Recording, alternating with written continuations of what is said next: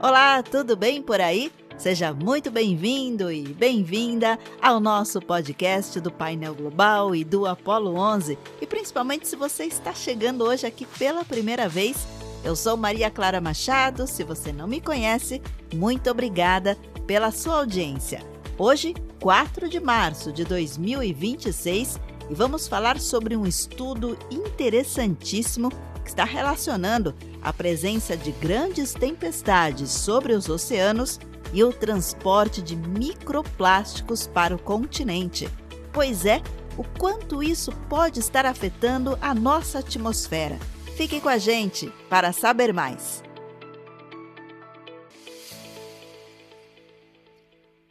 Uma equipe internacional de pesquisadores liderou esse estudo inédito, fazendo experimentos e observações em tempo real no Pacífico, mais precisamente na costa leste da China, durante a passagem de 3 tufões, o Doksuri, o Gaemi e o Bebinca, durante as temporadas de 2023 e 2024, isso de julho a setembro. Os 3 fenômenos foram de grande potência, tá? O Doksuri, por exemplo, teve recordes de chuvas fortes em 140 anos na China. O Gaemi fez grandes estragos também nas Filipinas e em Taiwan, depois se dirigiu para a China. E o Bebinca carregou o título de tufão mais forte a impactar diretamente Xangai em 75 anos. Foi uma amostra de quando o estudo foi realizado, mas as observações poderiam ter sido feitas com qualquer outro tufão potente, segundo os pesquisadores. Bom, além do impacto visível que já estamos acostumados a acompanhar num tufão, como a medição da intensidade dos ventos, a pressão interna, a quantidade de chuva despejada e, consequentemente, os danos, os pesquisadores queriam investigar um elemento invisível a olho nu: a quantidade de microplásticos dispersadas na atmosfera durante a passagem de um tufão. Em outras palavras, se um tufão poderia ter essa capacidade de ser mais um vetor da concentração de poluição de microplásticos dentro do cenário, da crise climática. E os pesquisadores chegaram a resultados bastante interessantes. Olha só. Todas as análises foram feitas a partir da cidade de Ningbo, conhecida também como Lianpo. É uma cidade portuária e industrial que fica na província de Zhejiang, localizada na costa leste da China. Lá, os cientistas coletaram amostras de deposição atmosférica, isso num período de 12 horas, Foram várias amostras durante a passagem dos tufões. E a deposição atmosférica é justamente esse processo de transferência e acúmulo de poluentes presentes na atmosfera que se depositam na superfície da Terra. Num processo natural, isso pode acontecer durante uma chuva, uma precipitação de neve, uma formação de neblina, também durante uma tempestade de poeira, erupções vulcânicas, por exemplo, trazendo sempre um impacto para o ecossistema, o solo, a saúde humana, em maior ou menor grau, durante estes eventos naturais. No caso do estudo, foi observado que os tufões mais intensos conseguem, então, sugar, literalmente, partículas de microplásticos dos oceanos, onde eles estão ali se desenvolvendo, ganhando força, para depois levar essa quantidade bastante significativa dessas partículas para a superfície do continente, aumentando a poluição por microplásticos não só no local onde o tufão atua, mas numa escala global. E como funcionou esse experimento? Os pesquisadores observaram que em períodos de calmaria, que antecederam os tufões, os níveis de deposição de microplásticos ficaram estáveis, mas com a chegada e a passagem das tempestades, as taxas aumentaram significativamente.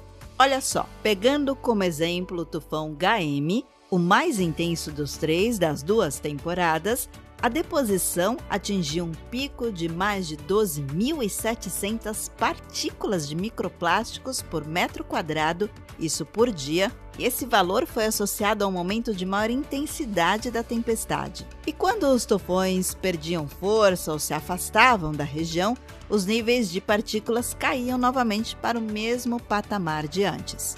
Assim, os pesquisadores concluíram que o aumento da poluição era gerado pela própria tempestade e não era resultado de fontes locais. E para comprovar essa hipótese de que o microplástico detectado tinha origem marinha, eles ainda avançaram, analisaram mais detalhadamente as próprias partículas. Eles descobriram que em situações normais, sem as tempestades, é comum a presença de partículas de polietileno, nylon, por exemplo, na atmosfera, e já durante a passagem dos tufões, polímetros densos apareciam nas análises, como a presença de PVC, de PET, de acrílico, que são típicos de sedimentos marinhos, no fundo do oceano, mas raros na atmosfera urbana de Ningbo, na China. Então, o aumento da concentração dessas partículas foi muito evidente no período dos tufões.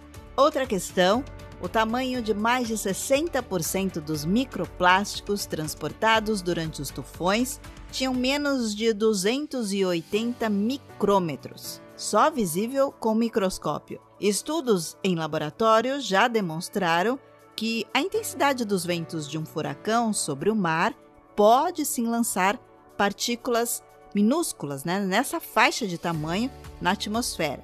Então foi mais uma evidência. Nos momentos de maior deposição foi acompanhada a trajetória das massas de ar, em todos os casos, tinham a direção dos ventos do oceano para o continente. E todas essas observações, registros científicos levaram à conclusão de que as tempestades estavam transferindo partículas de microplásticos do fundo do oceano para a terra firme. É como se fosse um grande liquidificador. A intensa energia dos tufões mistura as partículas profundas do oceano e suga para a camada superior. Na superfície, toda aquela turbulência da agitação marítima, com as ondas quebrando, os estouros de bolhas de água, uma grande borbulha mesmo, acaba ejetando os microplásticos para o ar, formando então aerosóis de origem marinha e contaminados pelos microplásticos. Na sequência, os ventos intensos conseguem transportar esse material por centenas de quilômetros. E as chuvas mais intensas dos tufões, ao mesmo tempo que limpam a atmosfera, acabam então depositando essas partículas de microplásticos do ar sobre o solo e as áreas urbanas. É importante saber que fatalmente o aquecimento global é mais um gatilho, funciona como um efeito dominó, pois ele deixa os oceanos mais quentes, que por sua vez favorece mais energia para os tufões se desenvolverem, e quanto mais forte o tufão, proporcionalmente maior a quantidade de microplásticos ele consegue transportar. Os especialistas alertam que as concentrações elevadas de microplásticos acabam interferindo nos ecossistemas urbanos e marinhos, incluindo a capacidade do oceano de absorver carbono, o que é mais um agravante, para entender o quanto isso é uma consequência relevante em meio às mudanças climáticas. Bom, as regiões costeiras que recebem os furacões e os tufões são as mais impactadas por esse processo, estão, portanto, expostas a esta nuvem invisível de partículas de microplásticos que são potencialmente inaláveis, mas os impactos diretos à saúde humana ainda estão em estudo. A questão crucial é que todas as ações globais, os esforços de planejamento urbano para reduzir o descarte inadequado do plástico, aumentar a remoção de microplásticos em rios, nos ambientes marinhos, começa a ter mais esta razão. As grandes tempestades têm a capacidade de coletar água em vastas áreas, não respeitam fronteiras, vão acabar redistribuindo esses resíduos por longo alcance. O estudo foi divulgado em dezembro de 2025, é recente, e foi publicado na revista científica Referência Environmental Science Technology, e nós aqui do painel não poderíamos deixar passar. Espero que tenha gostado de saber sobre o novo estudo. passe para frente sempre informações relevantes. Nossos podcasts estão nas principais plataformas de áudio. Acesse também pelo YouTube e, claro, pelos nossos sites painelglobal.com.br e apollo11.com, onde você vai encontrar muitos outros conteúdos. Ótimo início de mês para você e até breve!